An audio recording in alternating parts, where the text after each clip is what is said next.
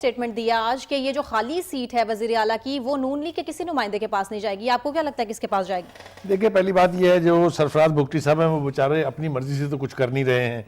अपनी मर्जी से तो वो 7 दिन पहले तक इतने बड़े लॉयलिस्ट थे, सनाउल्लाह ज़हरी के भी और पार्टी के भी। ये जो जमहूरी अमल की बात की है ना मेरे साथी ने, शुएब साहब ने, ये जमहूरी अमल जो है ना ये इतना कैलकुलेटेड और इतना वेल टेलर्ड होता है, इसका ऑब्जेक्टिव देखने की बात है। ये ग्रेटर गेम का हिस्सा है। ग्रेटर गेम ये है कि किसी सूरत भी नवाज लीग को सेनेट के इलेक्शन तक ना पहुंचने दिया जाए।